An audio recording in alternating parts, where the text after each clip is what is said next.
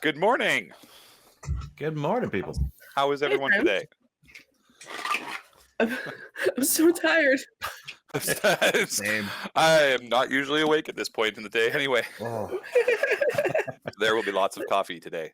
Yes, I was up early yesterday for the makeup panel, so I'm up early again today painting things, not me. And I will apologize. I think we're getting groceries delivered, so you might hear that in the background because I don't want to close the window. that's what that was. That's more than Also, fine. That's more than fine. cool. Fantastic. I think we Okay, should well, probably actually get to Twitch. that's an idea. You might want to see it. Someone Morning, everybody. might want to be able to. Someone might want to be able to read the people talking to us. Exactly. I got it. I got you covered. Okay. All right. I'm not used to working with professionals of this caliber. I know. I'm kind of amazing. You sort of need to get used to it. I am, as my shirt proclaims, the world's okayest paladin. So it's all good. Everyone's in good hands. Also, good morning, Sorcerer Sanguine. It's lovely to see you up this insanely early. Although I think, your beard length. I cut my beard length off, so now I'm not quite so manly anymore. You both did. You both so less beardy. Although I feel left out because I don't have any. That's okay. Go, man. Okay, well, let's do the actual. We got lots of time, so we're gonna kill a lot of time. Good morning, Charge Newt. Hello. Who else is in here? Chandra's here, and Larik is here, and God, I see people on TikTok do this in lives where they're like, "Hello," like their entire TikTok live is just saying hello to people, and I'm like, "What? Who is this audience? Like, I don't understand." Anyway. Let's actually say hello and talk about why we're here today. We're here for Dork Tales Expo. Yes, I am in fact glutton for punishment, Andrew. We're here for Dork Tales Expo, so we are going to be raising money to run this incredible channel that's so much fun. So in order to do that, we need to pay Kelly. Pay your artist, people. Kelly's an artist. He's absolutely incredible. He does so Very much. Important. Very important. He does. He gets he pays for all of the stuff in the back end. He buys a lot of us equipment, or at least purchases equipment that we can borrow, which is great, and supports us in so many incredible ways, both financially and emotionally. So we want to really just support him in that way as well. So the kind of funds that the money for this weekend is going to be going to is things like art. All of our incredible art by all of our incredible artists that you see in all of our games are amazing. Goes pay for that because it's expansive, as it should be. Yes, literally throw money, not like paper money. Don't throw coins. That might be a little rough. And then it also goes towards tech, like our programs we use, hardware, storage, web, and podcast hosting. Goes towards costuming and crafting like this. Not that we do a ton of minis on the stream. Maybe if we get to our $100,000 goal this weekend, Kelly will get studio space, and maybe we can have some cool Critical Role Dimension 20 mini game going. So in which case then we'll have to hire Steve to make us a bunch of minis. It also I'm really good at painting skeletons. Hey, you know what? We'll do like a necromancer game, and it'll just be a lot of skeletons. It also goes skeletons everywhere. Yes, it also goes towards paying for our role-playing books and our subscriptions, all of the modules that we purchase, and all of the incredible games that Kelly kickstarts. Paying it forward. Goes towards stream music, a possible theme song. If you were around yesterday and managed to catch some of Off the Beaten Path's musical episode, you'll know that they do some incredible work. And maybe if we get enough casholes, we might be able to get one of those ourselves. It goes towards advertising, goes for funding for editing, it goes funding for live performances, which we're hoping to do a little bit more of in the future. And then, food and electricity and internet for Kelly to run things. Always important. Always very important. We have some incentives for this weekend of how much we make. I think we are at 1,000 and change. Oops, of course I then like broke everything. Trying to look at the screen here. Whoop, and then I hear myself. $1,061. So we're getting there, guys. So if you're able to throw any money this way, or you have a friend that has watched us in the past at all, if you want to give them a heads up, send them the link. Even if they can't hang out with us necessarily today, let them know that, help us out a bit. Because for every $500 that we make, which we have made 2 sets of $500, Kelly will make another ASMR video. So for those of you that may not know, for an April Fool's joke, Kelly did an ASMR of leading you through a dungeon, which was immensely popular, and people have been chomping at the bit for an we have 2 in the works right now. We're trying to convince him to do. I wanted a very in-depth explanation of the mage circles, and just very much explain, or the spheres rather, and and I think I got Robin on board with that. So I think if there's 2 of us pushing hard enough, I think we'll get it. At $2,000, which I think is reasonable today. If we can get another 1,000, Kelly will run One Ring Strider Edition, which is like the 1-person run through of the One Ring TTRPG, which is very fun. At $5,001, and this is the one that I want very much, we will start an audio-only Dork Tales OnlyFans for mature games.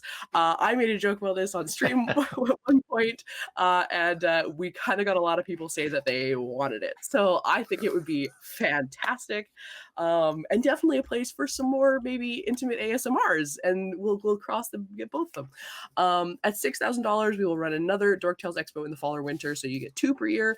At $7,500, Kelly will run a game from/in a hot tub, which we were discussing last night, and Steve might have a proposal of where we can hold it. So we've got everything set for it, guys. We're good to go. Get us to $7,500 this weekend, and we will run that for you.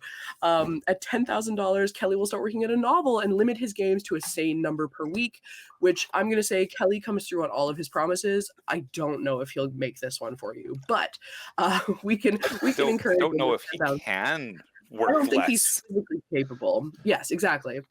And then very true.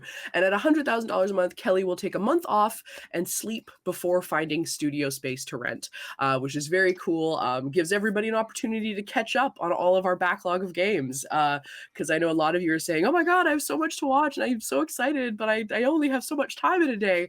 So this way, you'll get a whole to just catch up on stuff. I think it'd be great. He is, in fact, the Hamilton of TTRPGs. I think Kelly's off making breakfast and that's not listening right now, but I think that needs to be a shirt. Hamilton of TTRPGs. Him and Dead Aussie Gamer, who was on yesterday and saying that he runs 10 to 15 games a week, which is wild. Absolutely insane. Oh, there he is. See, Kelly? Yes, 100%. The 2 of you, just absolute lunatics. I think they Kelly, prefer the term mad lads. Oh, they are mad lads for sure. And all of Kelly's writing, whether it's for Onyx Path or for any of his own personal projects, I would love to see that $10,000 because I would love to see it all written by Kelly. I think it would be mage based, and I think it would be amazing. So, yeah.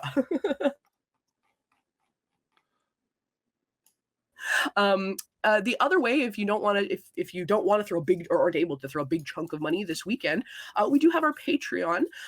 We did hit our 150 patron goal, and so that means we are getting a once-a-month Star Trek Adventures game run by Bunny Hearted, our lovely Millie, who was in a number of panels yesterday, and I believe they're in a couple today.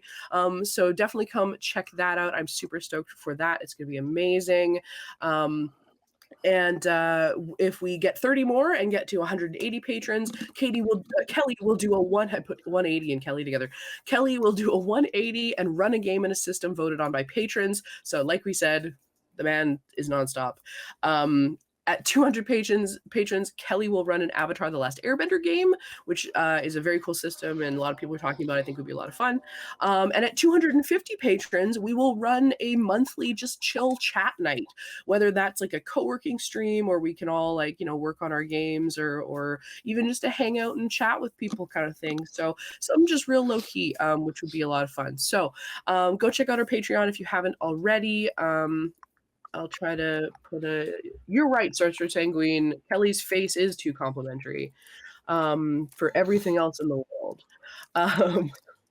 Also, morning everyone else who's joined us. DM Dante and Mitchell. Hi. And let's do a thing to our Patreon in the chat. I swear I'm normally better at this. I'm just really tired and sick. Let's also give a big shout out to Bookworm Games for being our sponsor this month. They have been absolutely incredible. Everybody I've heard that has interacted or bought something has just had an immensely beautiful experience with them. And it's just so good. I got a very incredible package delivered yesterday, ordered 9 p.m. Friday, delivered 2 p.m. on Saturday, because I live near them, so they actually just dropped it off. Fast. Like literally, it was just someone from there that dropped it off my house. This beautiful packaging here that was actually ordered for me by Raven with Baubles. Absolutely love you, Raven. Thank you so much. Got me a whole bunch of beautiful dice, and it came with this really lovely little wax sealed note, and it's very cute. And I'll read you this little guy. It's very cute. The bookworm Chester and all his vault minions hail Dork Tales and wish to thank you again for our partnership. Your support helps keep our kobolds creatively casting cantrips and allows our goblins to continue gleefully gathering gear. We hope that your new magical items set will help enhance your storytelling experience and that you'll get as much joy from using them as we did adventuring to rescue them from the deepest dungeons. We've had our resident cleric bless these dice for you, but we aren't saying which god they represent. Best of luck from our table towards the Bookworm Adventuring Party. Incredibly adorable, very sweet. These guys are amazing. The emails, Raven actually ordered partial to her place and partial to my place, and they just split the order for her, which is like incredible, insane. They're wonderful people. So like I absolutely recommend taking a look. They have beautiful I got some resin dice which are gorgeous. They have beautiful wooden dice that you can infuse with scents. They have gemstone dice that are stunning and incredibly affordable compared to a lot of gemstone dice on the market. So I 100% support this. Oh, my name has been said in the chat. I'm concerned. I'm sure it's fine. Considering these for a campaign. Yeah. Oh, yes, I have those are the dice I got, Kelly. Would you like to see them in person? Because they're amazing and they absolutely make me want to play some kind of a game. Let's see if I can, maybe I'll bring my light up a little bit here, but not too much. Yes, the dice set is called Pixelated Fae. And I'm actually not sure which one of these. I got two that are similar, but they look like digital clocks. And this is very blurry. I apologize. I'm not good at this whole. There we go. Yes, they look like little digital clocks, but are like fae. And then there's another set that are slightly different colored that have like a gold trim to them. Stunning. They're absolutely incredible. And these are their resin dice, and these were $15 Canadian each, which for a like hand done resin set is insane. So like or like a very cool looking resin set like this, it's insane. And then this is I think it's their Witch's Brew, which has this like crazy cloudy thingy-ma-doo. But yes, so go check them out. And if you use the code DorkTales, you will get 10% off of your order, because they love us and we love them. And it's it's a match made in heaven, and I'm very happy about it. And then possibly most importantly, they have candy dice to eat to threaten your other dice if they're being bad, and beautiful glittery lollipop d20s, which is incredible. I love the idea of a Voltron style D&D game, and while did Mama and Papa, I do agree. I am the first person to beg you to play another game, but I believe in Kelly, and I think Kelly can make that story work anywhere. So I would love to see that. I think it would be absolutely incredible. Yeah, game. We didn't know we needed that. But no, Kelly, you're not allowed to run that until you are done all the other things that you've run. Maybe a one shot at Extra Life would be amazing. I know. Hang on. Oh well, okay. Maybe that'll be voted on. Maybe that's one you can present to people for their vote at the 180 patrons.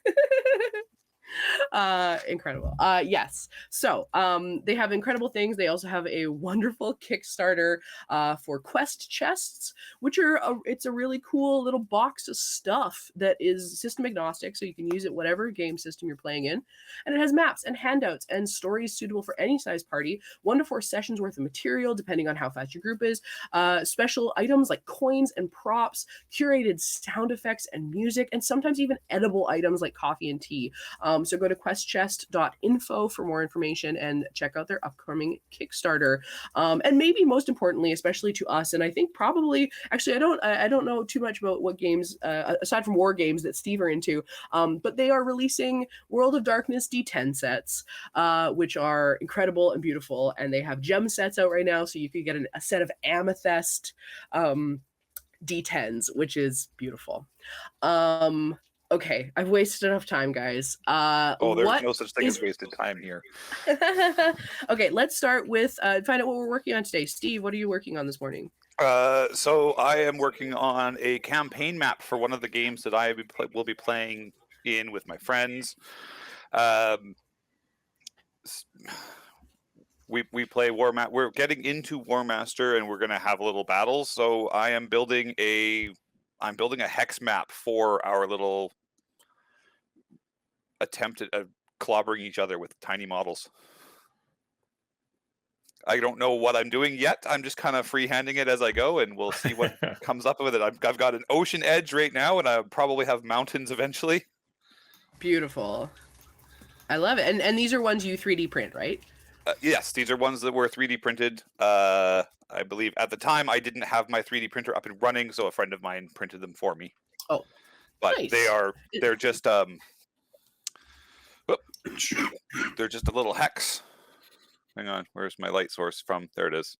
So they're just a hex with pins and notches. It's got some depth to it, so when I put sand into it, it doesn't just spill out all over everything.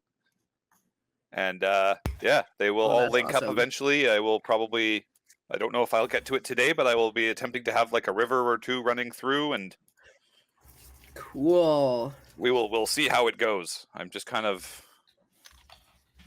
slopping things together as I need to. Chariots are adorable. I'm in the design stage. And I also have more of them. So when I inevitably run out of map, I can just build more. And I think the idea is that because they're modular, you can kind of like, oh, this shoreline is just going to go over here and becomes a little bay. And you can kind of rearrange them as needed, and they sort of line up with each other. And when the campaign is over, I can just take this handful of tiles and kind of just smash it to pieces and then just rearrange them all for a new campaign. That's amazing. I love that. That's very good. Also, I am a very analog person. James is working with the digital stuff. I do very analog type things. Yes. I love it. You need both nowadays, and I love that. That's very good. Yes. Old school, new school. Sometimes just go back to school and do it. Yep. Yeah. I must be very tired because I only just realized I wasn't wearing headphones, and I was like, why does my ping window keep picking up sound? I'm like, oh, it's because I've been listening on my speakers, you idiot. Anywho, James, yes, look like you're working in a digital space. What are you working on? Yeah, so I'm using Dungeon Draft right now, which is a dungeon mapping program, and I'm actually doing the next Strixhaven map right now. They're going to go visit a basically a scriptorium. Shh, don't tell them anything. Spoilers. Don't tell anybody anything. Spoilers. So I'm just laying that one out and trying to figure them out. I will say I love Strixhaven as a game. It has the most, like, the maps are a little confounding sometimes. So I have to do a little bit of readjustment for them because they use insane sizes sometimes. So you'll see me like playing around with a bunch of stuff, trying to balance it with what the map's supposed to look like. Right? Yeah. But yeah, that's all I'm going to do. I'm just going to lay this thing out, put it together, and then do all the shading and everything like that. And it's a pretty small map, so I might have to go work on a second project after this. We'll see. Yeah. Oh, very exciting. Yeah, we'll see how much time we have. We got time to muck about. So that's very cool. Yeah, if any of you aren't already, you can go check out the Strixhaven game. The first few episodes are available on YouTube, and we've been airing them live on Twitch 3 months after the release on Patreon. So if you are one of our patrons, you get to watch that up to date. It's first 8. Thank you, Dork. Thank you, Kelly. The first 8 are available on YouTube right now. So, go check those out. And if you decide you like it and you go, wow, these are amazing, I need to know everything that's going. Oh, maybe 9. Stop changing things on the fly. We're stuck now. Go check it out. It's good. It's lots of fun. We did after our first year at school, quote unquote. James actually joined us for a one shot that Kelly wrote that took place over the summer break at Strixhaven. And I think Kelly got you to make maps for that, didn't he? The game, was it the game you were in that you made a map for, or was it the other one? It was one of the ones. Like big swampy area. Yes, that was the one you were in. Yeah. Sometimes, guys, you got to get your players to do stuff for you, and then Kelly mucked about, made all the actual like details, the story relevant details. Yes. What campaigns are currently running on the Patreon that hasn't reached YouTube yet? The only ones that have been released are Strixhaven. The next ones up are going to be Panic at the City. Or sorry, that's not true. Technocracy. Technocracy is running. As well as the first episode of Hunter the Vigil has come out. Technocracy Zero Sum, which is the game that Jen is running, and if you want to check out the sort of the behind, not the behind the scenes, but sort of not impromptu, but essentially the first episode that was a pilot. That's the word I'm looking for, pilot. The pilot episode is on one of our Extra Life games, so you can go check that out. It was absolutely amazing. I was blown away by it, so go check that out. Hunter the Vigil is out. I love Hunter the Vigil. It's such a great game. It's very horrifying. You got to be in the right headspace to play in that kind of a game, to like be scared. James and I played in I guess it was the first Dork Tales Hunter game. Yeah, that was fun. Which was incroyable, so much fun. Basically where like James and my friendship was solidified. Yeah, I was like, oh, we're gonna have a screaming match across the table. I'm into it. Let's do this. Down for this, yeah. Yes, it's a little hard to watch going back because it was when we were still filming in Kelly's living room, and we had one microphone in the center of the table and one very far away camera. So it's if you're a purist when it comes to audio and stuff, it's a little rough. Everyone has to start somewhere, and sometimes you just have to remember that the beginnings are always shaky. Exactly. And the gameplay and the story and like Kelly's storytelling absolutely is not lacking. It is just as good as any of this stuff. It's just the visual aspects. Although it is a really good thing to like go take a look at and then come back or watch early Shards of Nirn, and come back and watch this beautiful thing to see just how far Kelly has come in his design work, along with Michael, who does all of our graphic or a lot of the graphic design for all the frames and stuff like that. We have a really incredible team here, and this expo is helping support that. So Yeah, it's pretty good. Pretty happy about it. Thank you everybody for being here. If you do have any further questions, whether it's about crafting, between the three of us, we definitely have like a pretty expansive knowledge of like crafting and stuff like that. So if you have any questions about something you're working on, whether it's minis, whether it's whatever, as you can see as maybe you can see in the background here, I have Francis, my hippo. So I'm going to talk about him a little bit in the costuming panel. But I have some other like pieces that I've worked on. And so I at least, while I may not have very detailed craft knowledge, I have done a lot. So I normally, people ask me, hey, how do I do this? And I go, I don't know, but why don't you try blank? And they go, oh yeah, that's a good place to start. So I don't have for stuff like that. I usually have a general idea of like, this could work.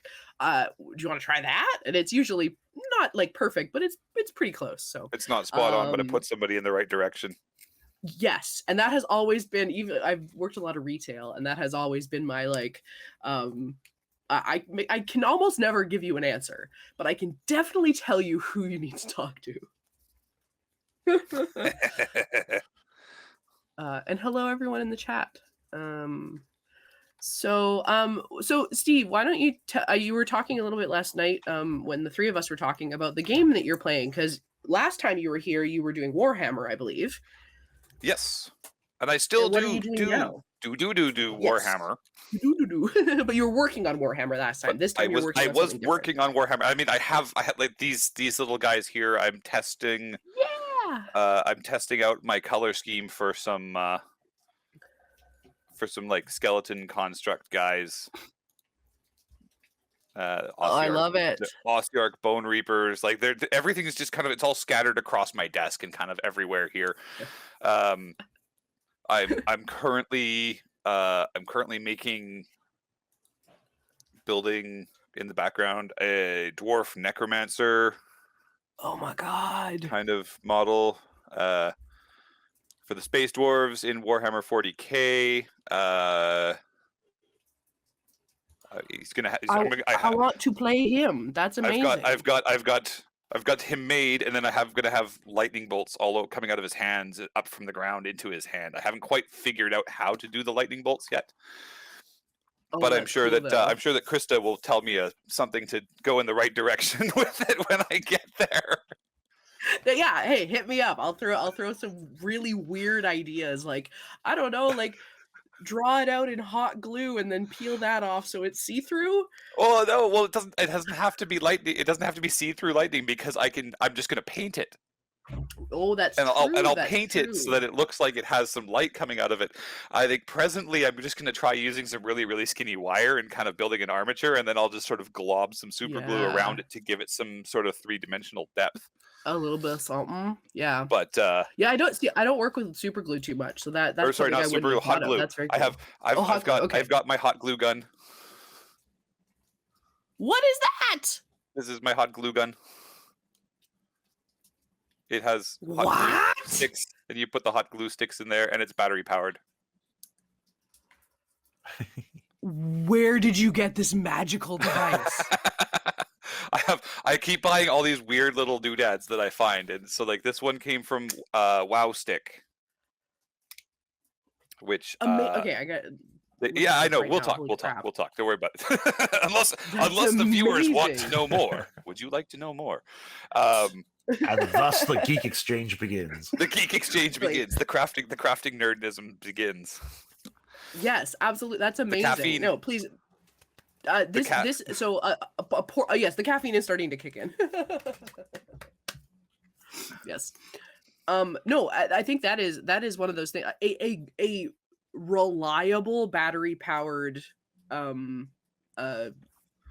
glue gun is an incredible tool. So how does it last a pretty good time? Like it lasted, I mean, I haven't charged it since I got it. I did an initial full charge on it, and I haven't charged it yet since. And how long's that? I don't use a lot of hot glue. It's just kind of like reloaded. For spot stuff, yeah. Oh, that's so cool. right? Kind of. It takes these stupid little tiny sticks, which is probably my only I'm sure you complaint could about cut them though. it. I assume you could probably cut them to length. But like, Yeah. yeah, like if you were going to go to like a convention and you needed like if you're a cosplayer and Yeah. you need to like emergency hot glue something together, you just sort of slap that thing in there, bam, turn it on, heat it up. Does it heat up pretty quick?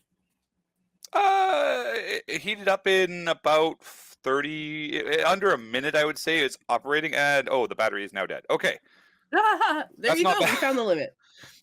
I found the limit, but like I said, I've put maybe like 3 of these sticks through it so far in total over the last year, so I haven't exactly used it a lot.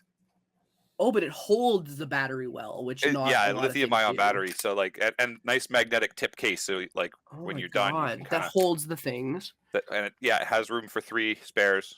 Quite nice. That's I like it. beautiful. A little awkward to use with the thumb thing sliding Yeah, thing, but you're not like, going to be 'cause- doing big projects with it. Nope, it's good for emergency or like what I do with it, because I'll probably would have built like I would have made a mountain on one of. I'm gonna plug it in. Good plan. I'm gonna plug it in because I might actually use it. Because yeah. No, that's amazing. As someone who has run like cosplay repair stations at cons, I've always considered like putting together like a mobile care unit. And the one thing that's always really flustered me is finding a portable hot glue gun. So that's spectacular. Yeah. So I found it because I bought the Wow Stick pen drill, which is again cordless, like USB-C charging drill bit. Okay, I gotta see this. Holy Oh, that's cow, cool. that's so cool. Right? You find the best stuff. I come across the coolest stuff, and so like just for drilling for what I do, which is like like I've got my dead space dwarf here, and like for drilling out the barrel of his gun, for example. Oh my God, Right, that's or amazing. all the little bullet holes all over him, just sort of like poke, poke, poke, poke, poke, poke with the drill bit. And Yeah. now he's just covered in bullet holes. I love that. But so I found that, and then I believe it was a Kickstarter. I think you can get them from Amazon. I was just looking, and yeah, they have a whole storefront of they have Elastic. they have a whole storefront of cool little doodads and hobby things for all your various hobby needs. And we are totally not sponsored by Wow Stick, but if they want to send me free stuff, I am totally down for free stuff. Not sponsored, could be sponsored. Not sponsored, please. Yeah, maybe sponsored. And then they get like an assortment of drill bits to come with it. That's incredible. Yeah, there's one here that they have and like these are a lot cheaper than I thought they were going to be. No, that was kind of one of my big things for it, was that they're reasonably priced. And yeah, I mean, like I'm really big on wired cordless stuff. Like I've got a cordless Dremel, beautiful for grinding, and so lightweight. I have a lightweight, ginormous it's like a pen. one. Yeah, it doesn't, like, they don't have a ton of power. Yeah. Nope. Yeah, you're not necessarily gonna be going through like wood or something like a thick hardwood. You could, but you'd be taking very like fine layers off of it as you go. Random sticks that reverse tweezers that I have. I don't know. I just for grabbing stuff. So good. I find all kinds of weird stuff, and I love that. Feel free. I'll just say this: we have a wonderful crafting chat in our Discord. So when you find interesting things like this, please feel free to share. What was that? What was that? This goes with my. Come here, you. My airbrush. Oh, it's so tiny. And so this is my cordless portable air compressor. the number of times I have done body paint detailing in a forest and I've needed to like plug into my car to make my airbrush compressor work. Oh my god. Oh, Krista, you should come over and just look through my like tool drawer I at some think I point. have to. I'm just gonna like be in awe. Like, what is this? What is this? It's over there. There's my drawer. Oh my god. What's I know. I'm this? just gonna be What's building this? my like Christmas list of being What's like, this? okay, so What's this? What's that? What's There's this? something over there. What's this? Yeah. What's this? There's new I tool have all everywhere. of my old my paint flamer, my paint flamer What? airbrush. Stupid. It basically just is like a spray can. It's all it does. But the fact that they made the little hand flamethrower was just hilarious. I had Oh to. my god, that's Oh, spectacular. that's adorable. Oh my god, so good. Yes, But yes, so yes. cordless fun stuff like this. The battery is decent, Styrofoam. and I mean, if you're running around doing stuff at a convention anyway, you probably have your cell phone and a cell phone charger, which is Yeah, it's the non-Apple cell phone charger, right? So the USB-C one. Yeah, yeah, USB-C amazing. cell phone charger. Do I have a cable here that I can plug it in so we can To actually charge it. to actually charge it? Hang on. Oh, Yeah. that Yes, looks like one. that is absolutely how you kidnap Krista. You just have like interesting tools on the side of a van. Well, then I'd have to go and find a van. To be fair, I don't think there even really needs to be a van. It's just like a cardboard box. It's like having like a cardboard box of like puppies. Be like, come join this. Like, no, just interesting cosplay tools. There wasn't. Sorry, go ahead. No. I was coughing. Oh, I know you and I both are just like giggling cough. There was a question. Not about me spending all of my money. Andrew Rambling Gamer. Wonder if there's a version of that drill you could use to sculpt styrofoam with. Does your little Dremel guy have some good ends that would work on styrofoam? Hang on, let me just check the tool drawer here. Hang on, I'm just gonna get my Yeah. crotch out of the shot here, so you're not just staring at my crotch while I'm digging. The dangers of stream. The dangers of stream. Yes, you get to see all the fun stuff. Oh, there it is.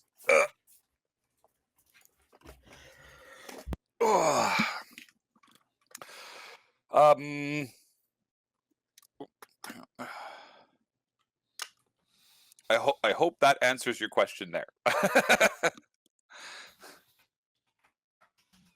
That's spectacular. So yeah, lots and lots of options. So Lots yeah, of so options. if you're not doing massive foam If you're pieces, hogging out like wood or steel or aluminum, you're going to want to have an actual Dremel with a corded power supply. But I'm just trying to see if I have like a piece of foam around here that I could. yeah. Dip. It's not charged. Oh no. I don't. It's so funny because we like even like did a call to like prep and be like, okay, what do I need on hand? What are we gonna have today? Well, And yeah. of course, I'm not using it, so I didn't think to prep it. Kind of Exactly. thing, right? But Oh my God. just every time I turn around, it's dead. pretty yes, no, I am very similar. I definitely like last night. I was like, okay, I'm gonna get all my stuff prepped so that I don't have to wake up super early tomorrow. And I was like, I'll have everything ready. And I did like one thing, and I was like, it's only like 9:30. Maybe I'll just like lay down, go to bed, and I'll get up early and do all of it. Cool. Never. Slept right through your alarm. I did exactly, and I laid in bed until like 12:30, like just staring at my phone. And so I didn't even go to bed early, woke up late, and I was like, oh no, I gotta get everything right. Yes, That is it's understandable. Like I stayed up because I had a print running on my photon behind me here. Yes. Just go. Hello, you can see my face again. Hi. So I had my printer running last night. It hides behind me because that's where it lives right now, in the chaos that is my hobby room and life. And it was like I'd look at it and go, oh, there's like half an hour left on the print. I'll just stay up that extra half an hour and then finish it, and then that turns into 40 minutes because he finishes the print and the print has to finalize, and then you're like, oh well, I'll peel it off the bed and set it to wash in the alcohol bath, and then I'll reset it and I'll start something else to print, and then the next thing you know, it's like 12:30. Yep. Yeah. That what a sounds mood. accurate. And then I finally got to bed, and I went to bed. It was before 1 when I went to bed, so I was quite proud of myself. And then my dog decided to wake up in the middle of the night and have an emergency bathroom run. Oh no. So like just as I was going Willow. to sleep, I got puppy paws to the back and a little squeaky wet nose between my shoulder blades, and it was not pleasant. She's That just tracks, the sweetest dog. But I know she's so sweet. She tried to come in the room when she came back in from outside just now. And Gina had to come and close the door behind her. So it's just no, you're not allowed in there right now. She's probably laying against the door wishing she could come in. Oh, of course, yeah. Echelon,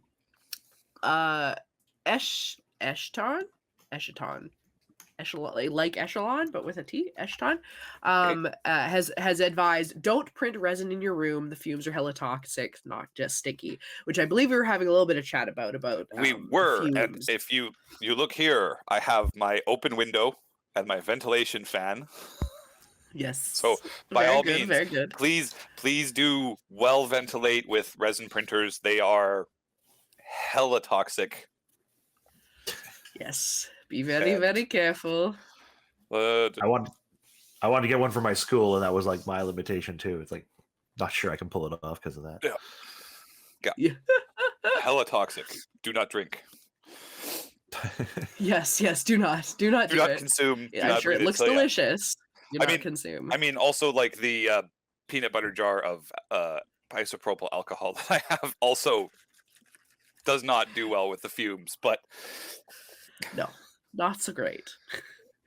Yeah, I had a friend of mine has a resin printer as well, and had printed a couple of Hero Forge minis that I had designed. Oh no, I need more coffee. And those he got me to help clean them up and stuff like that. And yeah, I was kind of surprised at how because it was the first time I'd experienced a resin printer. I'd seen some of the stuff done with the filament printers before, but it is definitely a different ball game when it comes to the resin printers. It is very messy too to clean up afterwards. I have this was a full roll of paper towels a week ago, and I've just been printing nonstop for the last few days. Yeah, exactly. Tiny models. I've been printing 10 millimeter Warhammer models to go with this. That's so tiny. It's so well, yeah, and I mean, hang on, I have.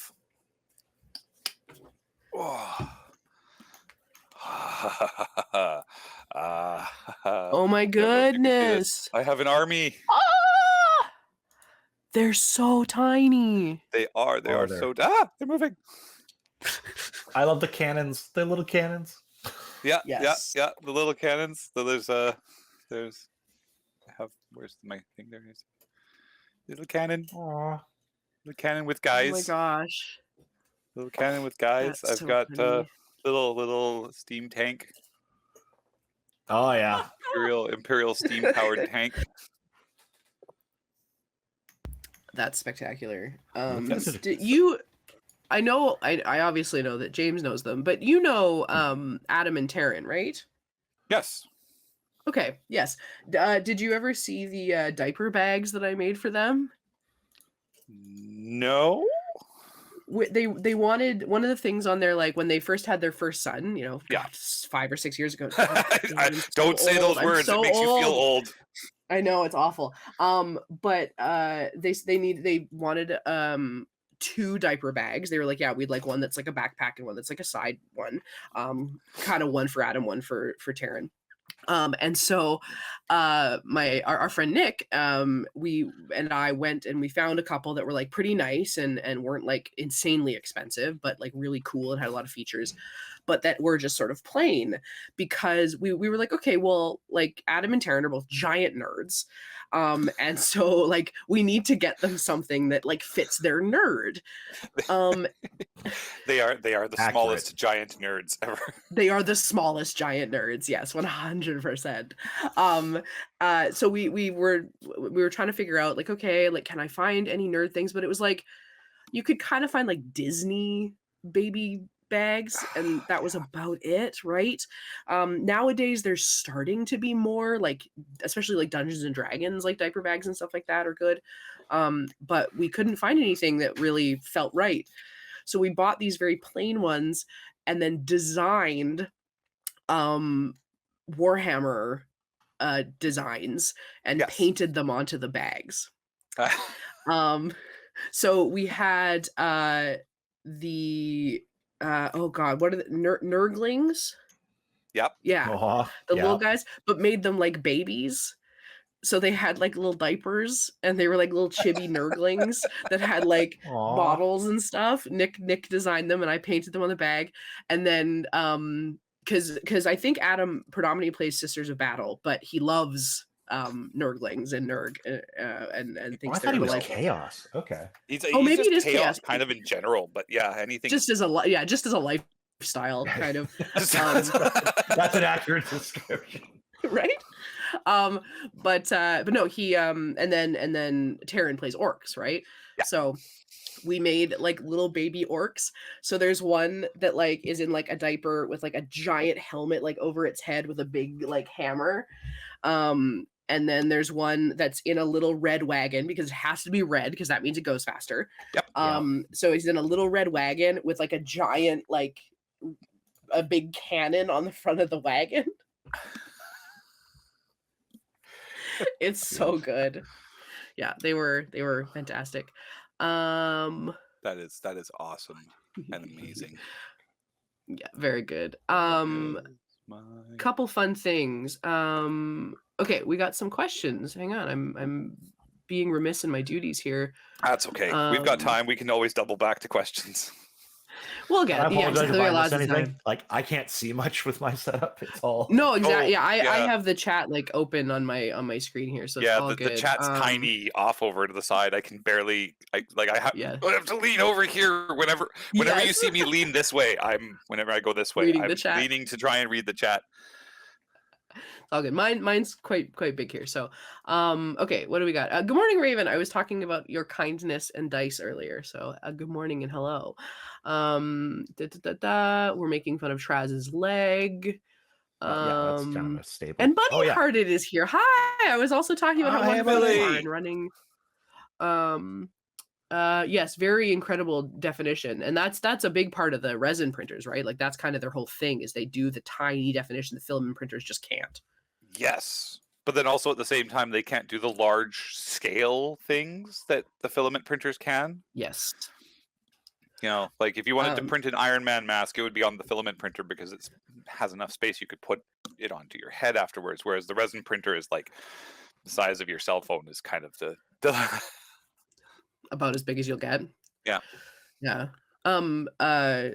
Bryn, Freckle Bites, who is was on our panel yesterday, is going to be, I believe, on our costuming panel later today as well, if they're available.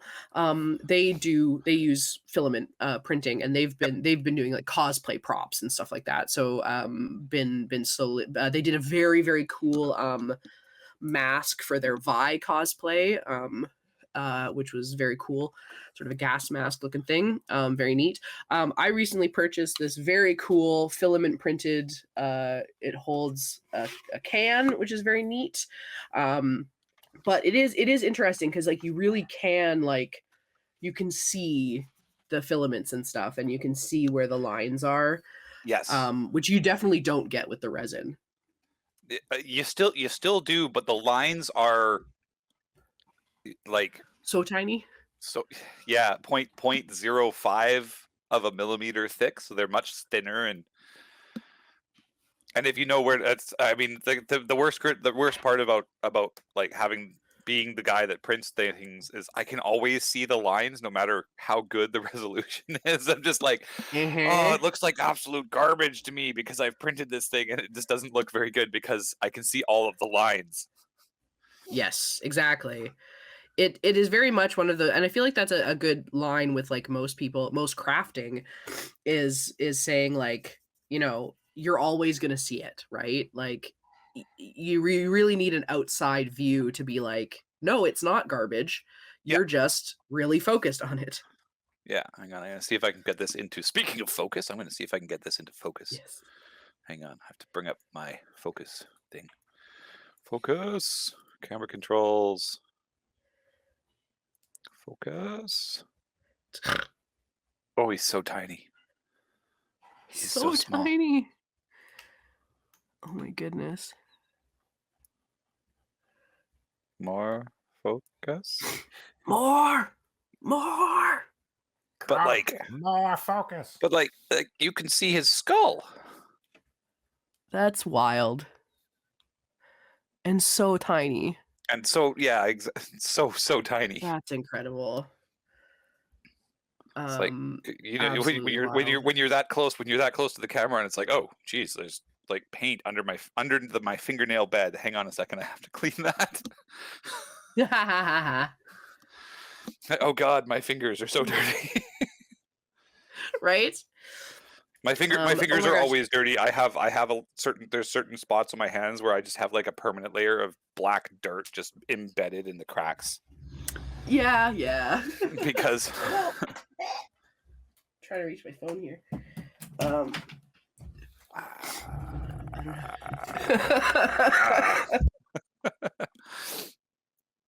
right, back That's to amazing. My back to very sweet reality. partner just sent I had sent them pictures of the diaper bags I made, and they just linked them in my chat so that I could send them. So this was pre-painting, but these were all the little nurglings. Oh, that's adorable. And this was sort of the first of them getting onto the bag. And then this little guy with a full diaper because, you know, they're gross. Because they're nurglings and that's what they do. Yeah. And then these were all of my my little orcs. Come on, focus. I believe in you, camera.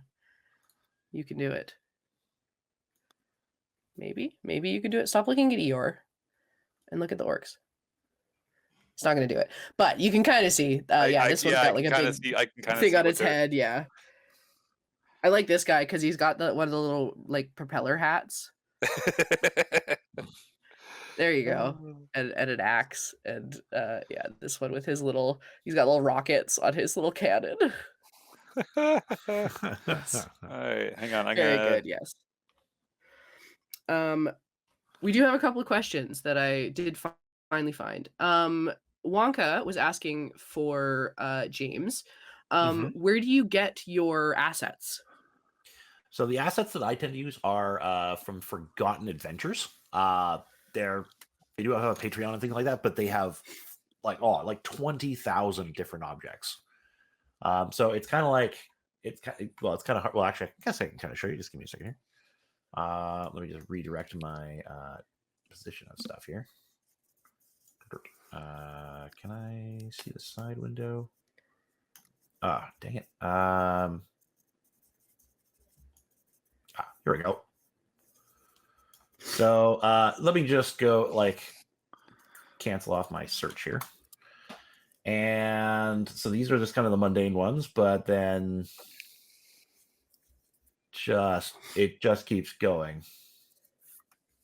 And I've got everything from debris to ship components to, oh yeah, you want like 4,000 different varieties of fire.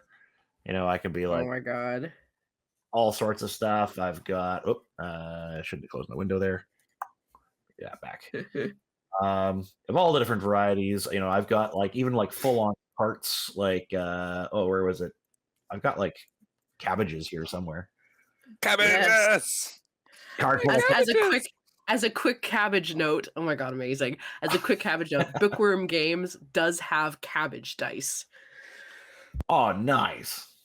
That is awesome. In case you're for your Avatar games. I actually, hilariously enough, I have a set of molds for resin making resin dice. Oh my god, yes, I haven't good. gotten around to it yet, but yeah, of course, yeah. But I will eventually. Actually, there's a girl down the hall who is getting into D&D with some of her friends, and one of her friends is making her own dice. Oh my god, amazing. I love that. She is, from what I was told, she is taking her baby teeth and casting them into the dice. Oh my god. Oh no, James has a cabbage cart. Oh no. Something has gone very large cabbage cart. Something has gone terribly wrong. Yes, absolutely. It's gone terribly wrong. But yeah, that's terrifying. But very cool. It's terrifying, but also very cool at the same time. Yeah. I love it. Yes. Okay. Raven making a comment back here of saying they are not artistic, so they cheated and bought D&D fabric from Spoonflower. You know what? That's kind of the beauty of crafting, is you don't have, like, crafting is crafting regardless. Like, you don't have to make everything from scratch. Like, what James is working on. James did not design every single one of these assets. But he's making very cool things out of it. Exactly, right? So no, you do not have to make everything from scratch. I'm obnoxious and personally have to make everything from scratch, but you don't have to. I do. You don't have to. Wonka you wiser asked, than us. Yes, yeah, live better lives. Wonka's asked, do you have a favorite set of minis you've made? So mostly for Steve, but I know that James has done some in the past too, or at least painted. Oh yeah, but like not near, like I am very amateurish compared to Steve. I feel like a lot of us are. I just like what like dilute out your paints. Screw that. It's going straight on the model. I'm terrible. Oh, well, I do that too. I slop paint on. I am a dirty, gritty painter. Well, we're here for it. Oh, another Too one. many choices. Too many choices. Oh my god, that's gorgeous. I mean, I didn't sculpt him. I bought a kit and then I just started putting other pieces together. But I've got, I mean, you can see the green and the white areas where I have actually done some work to him. And his little That's flag. gorgeous. I know. Oh my god. Because of course it does.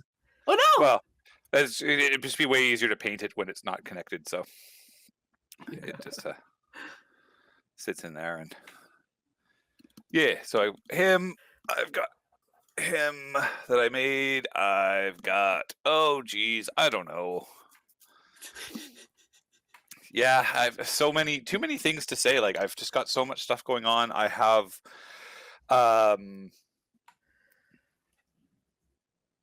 in 2001, I think it was, I did a little like personal project of painting an army, painting a Warhammer Age of Sigmar army without any influence from my like friends group. Oh. Just be like, nope, nobody, like I can't be like, hey dude, check this out, you know, here's a model, what do you think of the colors, what do you think of this? Yeah. And it was very nerve-wracking, but I am quite pleased with how it turned out. Yeah. Oh yeah. Oh yeah, that one. I was thinking like, hey, did you make a Sigmar army? But it's not a Sigmar army, is it? That's right. Now I remembered. Hang on, let's just see here. Ah, hey, look at that! I can even share my screen. Holy Excellent. cow! So I did a forest fire, forest spirit army. Yeah, he did Treeman, but on fire. And it's all Right. like, So that's so good. Holy smokes. Wow. Oh my So god, And those are you've really gorgeous. pissed off the forest. Yes. Yeah, exactly. You know you've fucked up when. So like I'm quite proud of these guys because they were painted almost like completely like radio dark from my friends and my friends and peers within the Warhammer community. I think I had Wow. I had one or two people that I had actually taken into the confidence with like secret project, and Yeah. some people were just like they were constantly trying to get me to be like, oh, what are you working on today? And I'd be like, oh, it's nothing at all. Secret project. Nothing. Can't tell you. Secret project. Can't tell you. It would have That's to kill hilarious. you. But That's very cool. they are, yeah. So there's those guys. Was one of the things I'm quite proud of because the whole thing kind of was me learning how to get something from inside my head onto the model and also make it look good. Yep. Objectively group shot. Oh yeah, absolutely. I've also got, let me just move that out of the way there.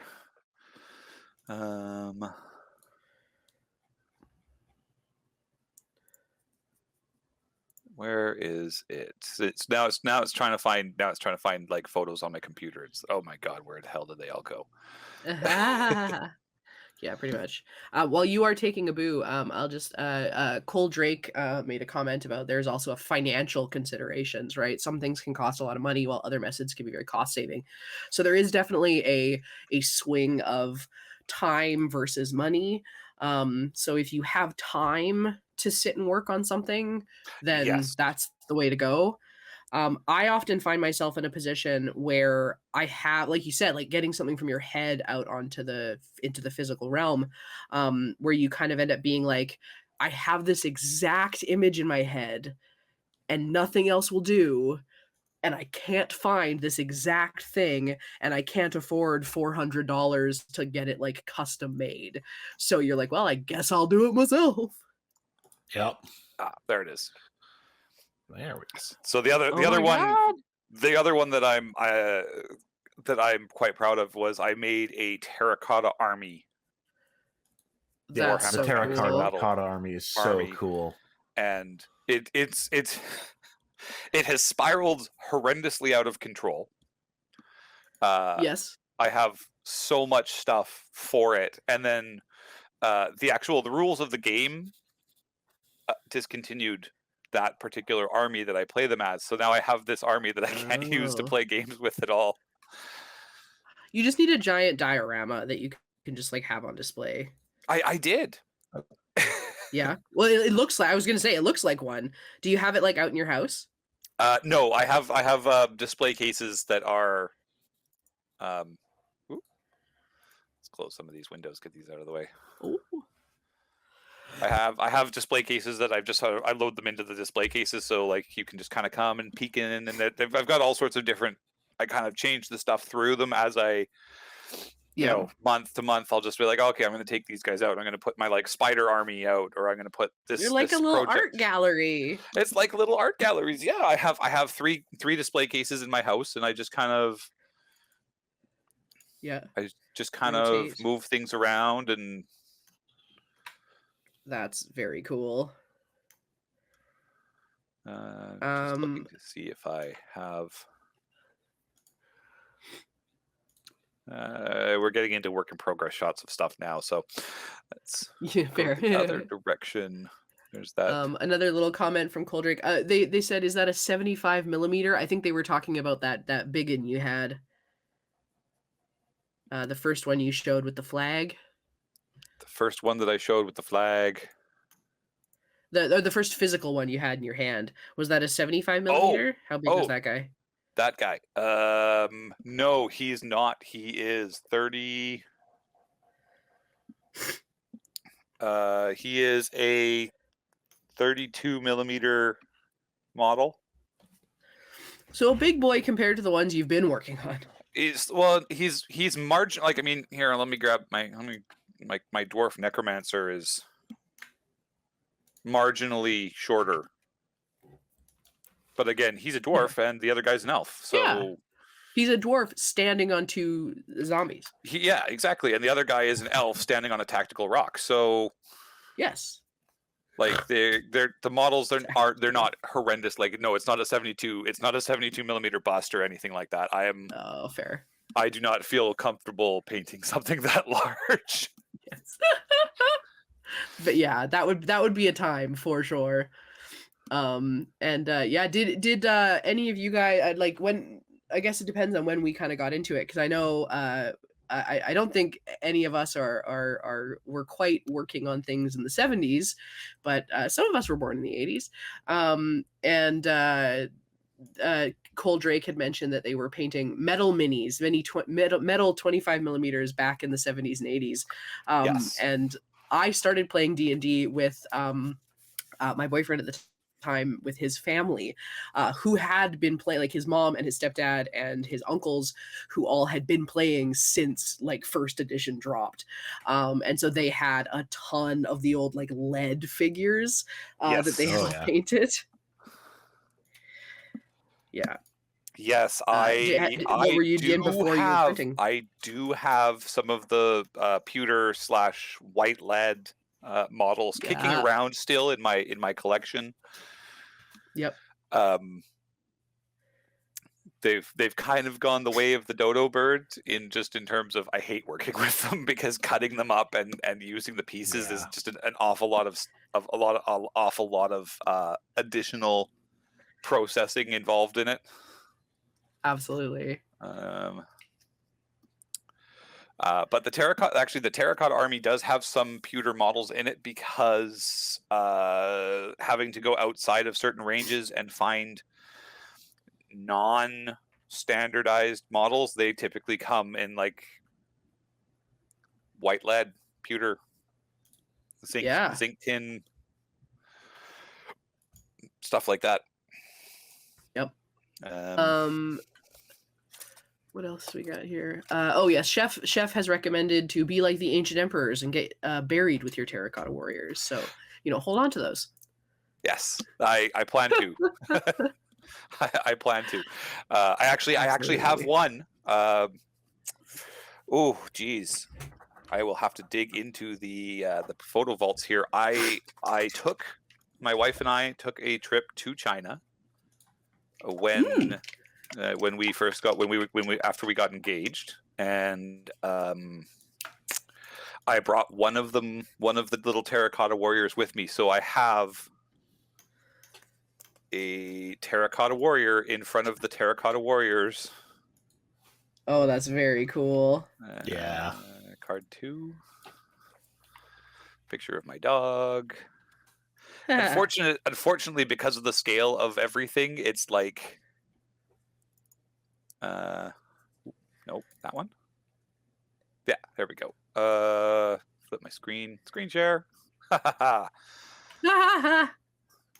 Oh, it's so tiny. It's it's a terracotta warrior at the terracotta warriors. Very cool. And did I get any other? I think I had taken a photo or two that I had meant to like. I had meant to, so I've got him, and then I had meant to like superimpose the one photo over the other photo, just because the scale of everything didn't work out properly. And then I never got around to it. Very fair. Nope. Yes, we've got Din Mama and Papa was mentioning there's Tomb Kings are coming back with Warhammer Old World. They apparently are. Yes, I'm looking forward to that. I don't yet know what will come of it, but high hopes. Yeah, fingers crossed. And then Cole Drake has said, buried with the tiny terracottas, very shades of Gulliver's Travels. Just have them all like holding like tiny cables over top of you. So if anyone ever exhumes you, you just look like you've been trapped by tiny warriors. That's actually really good. Right. I support this idea. I wholeheartedly support this idea. Madoff. Oh no. Daughter stole your pewter figures. That's definitely been happening a lot. The few lucky of us, I am not one of them, but the few people I know that are lucky enough to have had nerd parents have definitely made off with a lot of their dice. I played Taryn, who we were discussing. Taryn, the OG Dork Tales fangirl. We love her. She runs. Love you, Taryn. She runs a all girls / femme presenting D&D group that started off as 8 people. And Good the Lord. only people that really knew D&D were me and Taryn, or with Taryn running it. Me and Nick, we had been playing for a long time, and then our friend Georgia sort of knew a little bit, but then everybody else was brand new and had never played D&D before or any kind of tabletop game, and it was a lot of fun. The games I unfortunately kind of dropped out during COVID, because talking on Zoom was a little overwhelming for me, and now here we are. But Baby steps. Baby steps, exactly. But they are still running, which is incredible. But one of the girls who started with us had her dad's first dice that she came to the table with, and I was like, "That's so cool!" Oh, I've got a first edition Dungeons and Dragons starter module somewhere in my house that somebody had purchased for my dad for Christmas when he was like, in his late teens, I think, maybe early to late teens, and he kind of went, huh, and put it under the Christmas tree and then never really opened it again. So it was sitting in our house, like my house, the childhood home, for years and years and years and years and years until I joined James's Dungeons and Dragons group, and I dug it out and went, Yay. oh my god. It's quite the gem you had there. It is. It had dice, and it had a little like starter module and a little map and everything, and I still have it kicking around. The box is getting quite old. But yeah.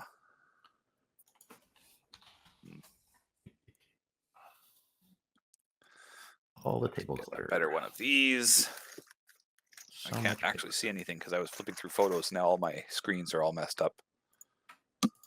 No, that's not it. That one. There it is.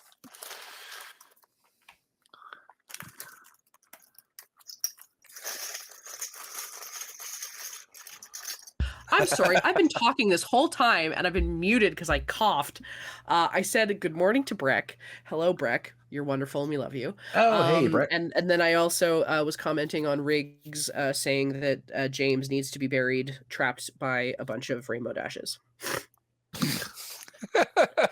guys have no mercy. No mercy. No, never. That will It's- never leave you down. It'll probably I be know.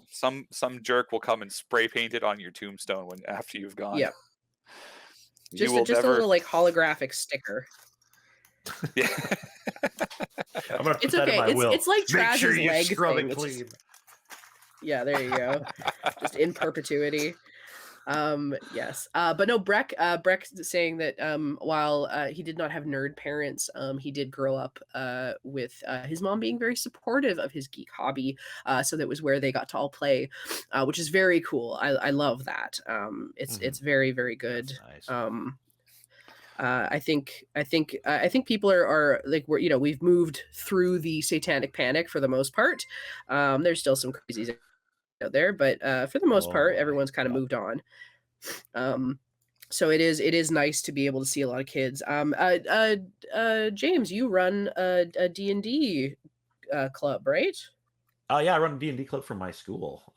So like, and ironically, I don't run a lot of D&D because I play a lot of games, so I want to show them different Yes. stuff.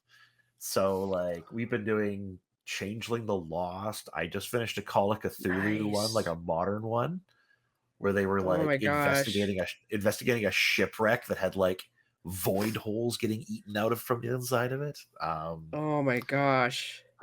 Yeah. With Actually, high schoolers, impressive. yeah, and they're actually, just like, I could do that. It was a lot of fun. you could do whatever you like.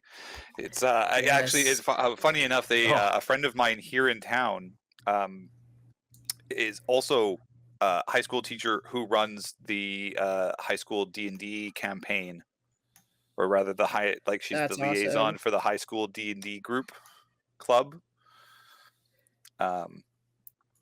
Amazing. In university, she made fun of me for being the D&D nerd, and then Right. sort of Yeah. a few years ago came back and was like, so I have this thing I need to ask. If I had a nickel. Yeah. If I had a nickel for every time, I would start charging more. Oh, yes, exactly. Also, good morning, Robin. Luplican, hey guys, do you make any D&D modules of your own? Like you're talking like runnable modules. Yes, Kelly Dork Tales there can definitely answer that. We do homebrew games, and Kelly has run a couple, or at the most recently, yes, has done a couple for Strixhaven. So we are running a Strixhaven game on our Patreon that have, I believe, the 8 or 9 episodes are out on our YouTube, but 2 episodes that will be coming out. If we're at 8 or 9, we're getting close to where the one shots will be available to the public. Kelly wrote 2 little modules that are wonderful and so much fun. James, you can attest to this. You played in one of them. Oh yeah, and definitely. so much fun. And yeah, so they take place within the Strixhaven University world, and are just some fun little kind of 1-2 shots, which is very, very good.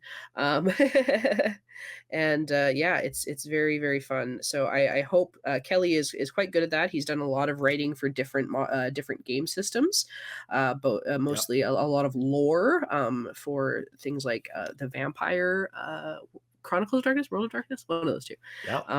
Does some writing, and it's very good. So we highly recommend you checking that out if you haven't already. And I believe did some writing Chronicles. Thank you. What else did you do, Kelly? You did some super villain stuff, didn't you? Was that for? That was Aberrant, yes, and Contagion Chronicles, yes.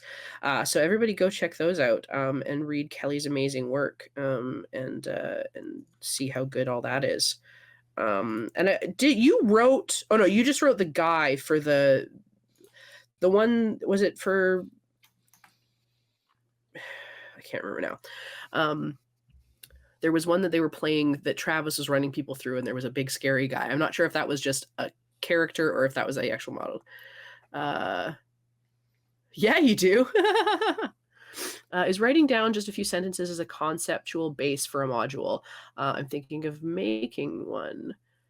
Is writing down just a few sentences as a conceptual base for a module. Yeah, I mean, so I guess the differentiation between like your game notes and a module is you give that to somebody else, and there needs to be enough information there that person can, without talking to you, take that information and run that scenario.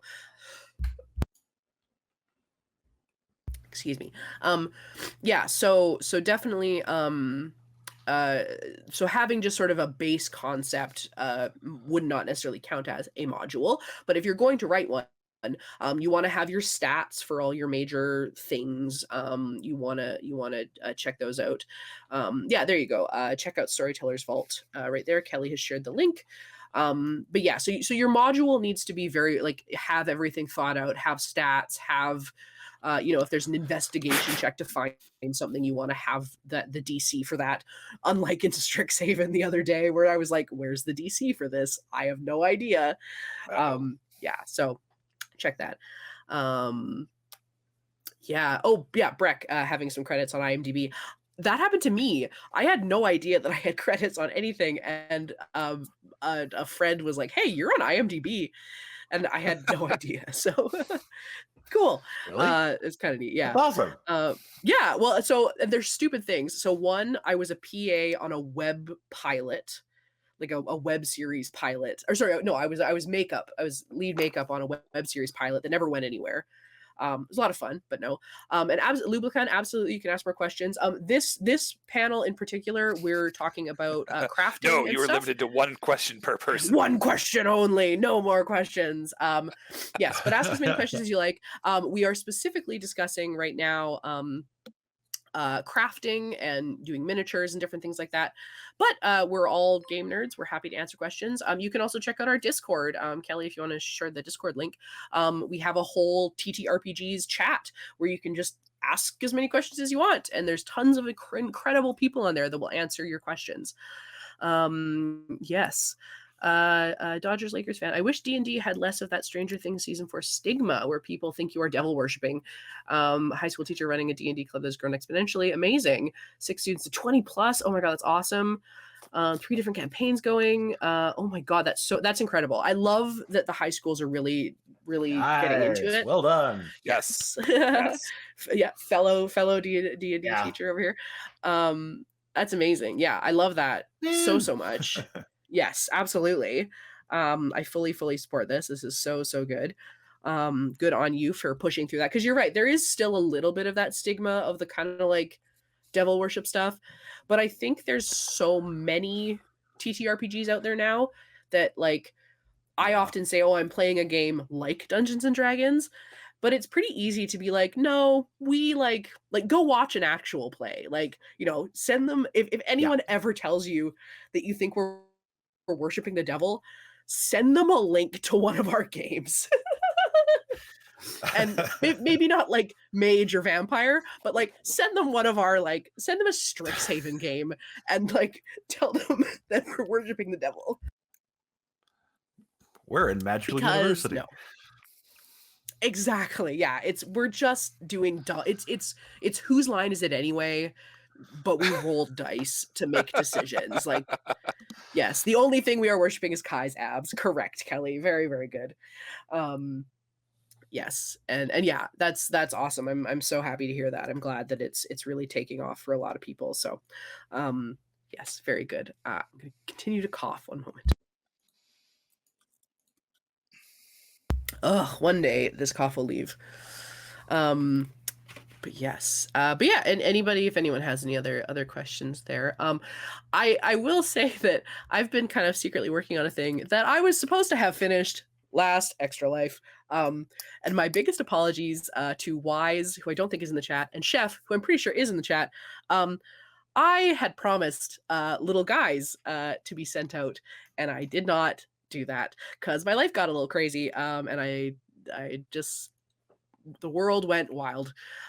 So I am working on life gets crazy. So I am working on those things and actually going to send them out to you. Although I think Chef's address might have changed, so I think I have to get the new one from him. But I am working on my handmade gritty. So he's almost done.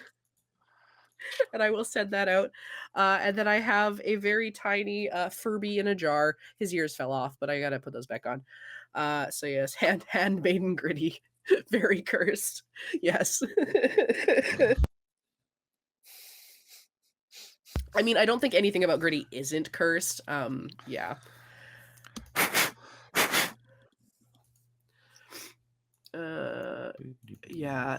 Yeah, Breck, running. I mean, that's kind of one of the nice things about being out here on the West Coast is that we don't get a lot of that religious fanaticism.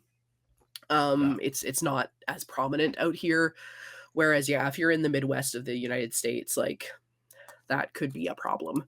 Yeah, Chef, I'll message you, Chef. Yeah, so it really sucks. Like, I feel like just as a general. Kelly, maybe you need that like controversial opinion pop up again that you had for Travis. This isn't that controversial. I think people just need to like look into things before you freak out about something. And that goes for anybody, for everything. Before you freak out about something, take a look. Just read like 2 extra articles. Do your research before you start devil worshipping. Yes, exactly. Yeah. Read about the wait, dangers of before you devil start? worship before you. The warning What pages even should is really I come don't before know. the spells. Absolutely, yeah. They don't. I know they shouldn't be in the footnote. It's very dangerous. It's the cult. Oh God, I missed. Oh, I missed this. Thanks. I have an idea for module.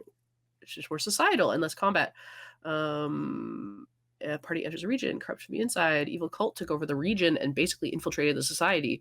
They sort of societally, legally protected goblins and orcs that are now rampaging in society. I wonder what sort of challenges would party need to overcome in order to put things back to normal. What challenges should they try to address? I'm wondering. I guess, Ooh, that's some interesting things there. yeah. And I want, so because you do want it to be a lot more societal, as the resident, I'm begging you to play a different game, person. There are a lot of games that would do this better than Dungeons and Dragons. I'm sure you could do it within Dungeons and Dragons. It is very like you can do what you want. But D&D is very combat oriented. yes. I would definitely recommend finding a different kind of game. Honestly, I would highly recommend something powered by the apocalypse, because relationships are so important in that. Apocalypse World, like the OG, if you go download Apocalypse World. It's pretty much free anywhere, the base rules. Give it a read through. It is very rules light. It feels a little overwhelming, but a lot of it is basically just like talking about how to role play outside of combat and the importance that we can find within role playing outside of combat. So I absolutely 100% highly recommend looking into Apocalypse World, and see what you think about it, because it relationships and interpersonal and political struggles are the core of that game. So I highly recommend that. Also, yeah, consider a potential run through of the Quiet Year. I've done that a number of times. If you want to see how that's played, you can check out our YouTube, and go check out just look up the Quiet Year. We've done, I think, 3 of them now. 3 or 4 of them, 3 of them, where we, on the one day we build the world and then the next day we play in that world. So it's so quick and easy. It's very, very fun. I think yeah, I've played that. it's great. Is that the one that has the Yeah. little skull tokens? Yes.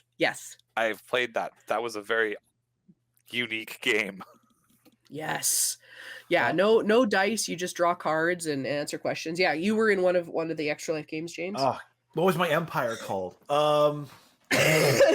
Your empire. It was my empire. Was like, bro, this. It was, yeah. Oh my God. But yeah, like going back to the root of that thing, right? Like for a societal game, right? Like you say a cult took over this place, and then they kind of like legalized orcs and goblins. It sounds like they legalized kind of terrorism, honestly. Which Oh. I will also be this person and say, take a look at why you think orcs and goblins specifically would be the ones running amok. Take a look at why a particular race needs to be the ones that are evil. Yeah, and there are so many other more interesting. Yes, exactly. Right? What's the reason like, for this? Why are they doing it? Yeah. What's the orc and goblin perspective? Yeah. Mm-hmm. Yes. Absolutely. Yes, exactly. Yeah, and there's also like if you want to lean hard into the like more supernatural cult, something like Call of Cthulhu can be, there's a lot of like, yeah, Sorry. Exactly. I knew James would love that. It's a you reflex. Can and you can manipulate that one a lot. Like it does sort of like predominantly fit in kind of that like 1920s, 1940s, somewhere in that ballpark world. There's alternate versions though. If you want something that's more like modern day, there's like Delta Green. There's something for everything in that one. Yes, exactly. Yeah. And then there's a lot of the like World of Darkness or Chronicles of Darkness games that are very politically oriented, and like you were saying, you love the idea of how sort of like Rohan with Grima like manipulating the king and really doing that kind of stuff. That is like, you know, political intrigue is so integral to a number of like Blades in the Dark might even do that kind of interestingly, because Blades in the Dark Vampire. is very much, yeah, Vampire is like that with World of Dark. Yeah, absolutely. So yeah, I highly recommend if you want to lean into particularly the like it sounds like you're kind of looking for mechanics to make this story more interesting. I highly recommend looking at different games. And I would actually suggest being cautious with mechanics too, like because like mechanics plus politics don't really work well together because it's about perception. Yeah. So like yeah, it may be one of those things where you actually have to like bullshit it face to face in order to make it work. Right. Actually talk to people through stuff. Yeah. Yeah. Yeah, I'd be hesitant to turn anything like that into a die roll. Yeah, you more want like the finding of things to be more mechanized. You might want a more like investigative style game, right? So you might want to look for Yes. that, right? Where people have to scrounge around and find solutions to stuff. Yeah. So it's just kind of like the emphasis of the game is what you're looking for, I'd say. 100%. Yeah. Very much so. Yeah, and then Kelly's got some very cool information here. And yeah, like I said, honestly, if you want to pop in and look at you want to talk to any of us on our Discord, we are happy to go through a lot of this stuff. All sorts of fun things to be talked about. I will also to put forward, once we hit we're 150 patrons right now. Once we hit 250 patrons, we are going to be holding a monthly sort of chill chat night. And this kind of thing is very much like the kind of thing that we probably talk about is answer questions like this and just chat about stuff. So if you want to join our Patreon, we can bump us up slowly but surely.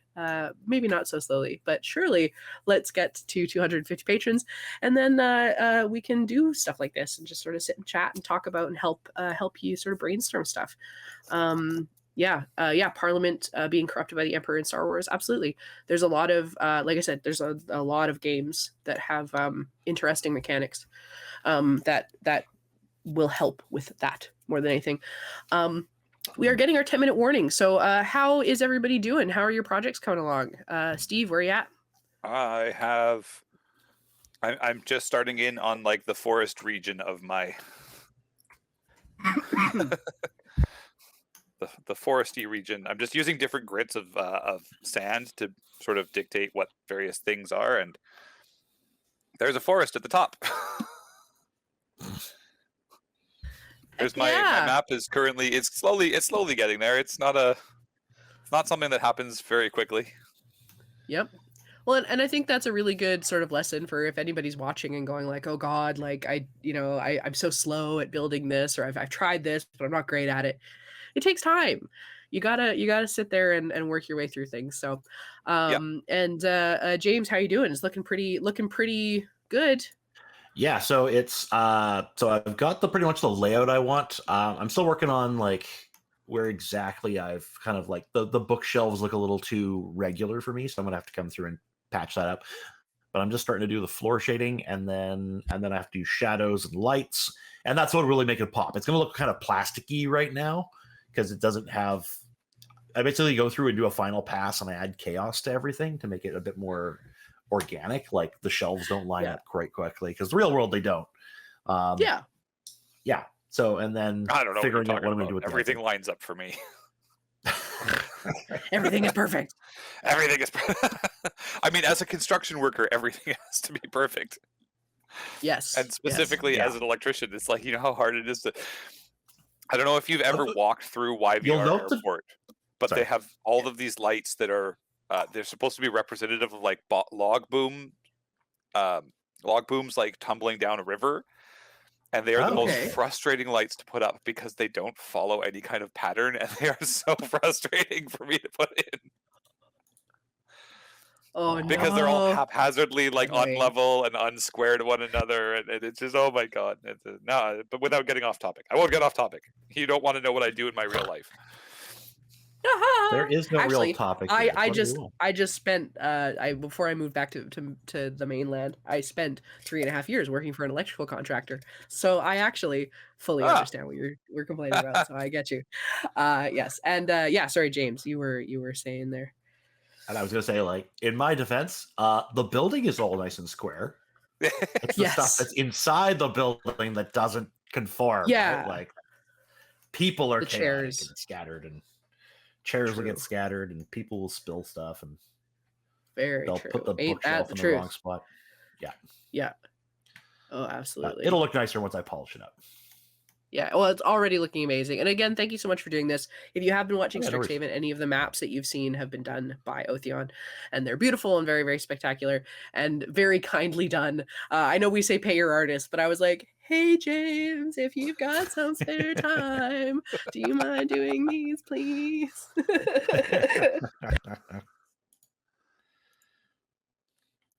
I always enjoy doing this kind of stuff. Christy, you're muted again. God damn it! Thank you. I'm tapping my mic and it doesn't work. In my defense, I believe when I started talking about Strixhaven, James was like, "Oh, if you ever need any maps, let me know." And I was like, "Yes, I will." Fantastic. Yes. Yes. Is this daytime or nighttime? Daytime, nighttime, Yeah. daytime, nighttime, daytime. I think it's daytime. Okay, sounds good. Oh my god, dying. Actually, I think, to be fair, I think it's also underground, so it may not totally matter. It's So probably get just rid of them lit. windows. Yeah, Well, maybe they I'll get can rid of they it. can be. I gotta actually read my honestly, source material before I actually do this thing. That would be to be fair, Windows do make sense because this is a magical university. I guarantee you there are like faux windows with magical lighting, so it looks like daytime. All right, well, I'm gonna drop them in anyway, and then we'll see how we go here. Maybe a little bit of orange firelight. And yes, I do owe James a few favors. I owe you at least a couple of dinners at this point. It is all good. Fantastic. Yeah, let's start wrapping it up here. We're almost at the end. We got 4 minutes left. What's your what's a product you feel that people getting into different craftings can what's your favorite thing that you often espouse the glory of? Ooh, That's a question. That's a good question. You couldn't have thrown that one at me Right? last night. Been Here, like, think about this overnight. Think and I'll about ask this. it. No, I just thought of it. Here, I'll do mine because I have two that I have with me. So think on it. I am a huge fan of this tacky glue. I do a lot of fabric crafts, and discovering this made my life so much better. If you go check out the Witchlight series, this is the sole reason Kelly's jacket looks so good. You can also get little doots that are just little sticky dots that also work incredible. So Kelly's jacket has these little like gold filigree like trim swirlies. That also, if you're doing things for like fun little costumes and you don't need it to be super high end, I highly recommend Crayola Model Magic. It is a foam clay that is air dry, and I did a cosplay that required mushrooms, and this got run over by a car and survived. So all of my little mushrooms here are all made out of that foam clay. And so I absolutely love them, and they're very precious and sweet. So and they take paint really well, and it's just a really, really incredible tool that when I found out about it, I was like, because foam clay can be very expensive. That stuff is kind of cheap, and if you do anything too big, it cracks. But for small detail things like that need to be lightweight, 100%. Anybody have anything they wanted to throw out there? Not that I can If you think don't of. Like I use so many different products that it just like I'm frantically looking Yeah. around, being like, what would I? What could I? what kind What of could I? what super glue do you like? What glue do you use for your little guys? Because I always wonder about super glue. Gorilla Glue. The Gorilla Glue. Okay. I have What- two kinds. I have gel and I have like standard super glue. The drip stuff. Okay. There it is. There it is. That way. That's always my question, because I'm always like, does it what are the best glues? Like, some super glues are great. Anyway, sorry, outro time. Apologies. Lublicon will hopefully answer your question later time. Again, throw it in our Discord and we will answer it. Yes, there's a crafting section in the Discord. That's Yes. one of the Or and the memes are like the two places that I go to here. 100%. Yes, and we have storytelling. We have we have tons of channels. Go find where you want to hang out. So let's say goodbye. James, hello. Where can we find you? Hello. Pretty much not really anywhere right now. I just kind of occasionally show up on Dork Tales. That's pretty much it. And on Brex. You're occasionally on Brex. Yeah, well, we're in hiatus on that game right now. But that's gonna be coming back sometime soon, Breck. Exactly. Breck, who will be on panels later. Wonderful. Thank you. Thank you for being here this morning and hanging out with us. Steve, where can we find you? You can't. Generally speaking, if you look under a rock, you might find me. But I don't really exist outside of this crafting panel to the outside world. So if you're trying to get a hold of me or anything like that, you can probably just @ me in the Discord channel, anywhere in the YouTube, anywhere in the Dork Tales Discord. If you @ Deathray, you will probably get a hold of me. And yeah. Fantastic. Well, thank you so much for being here. Kelly is always gobsmacked. Kelly is always gobsmacked when he's like, "What are your links?" And I'm like, "I don't have any links."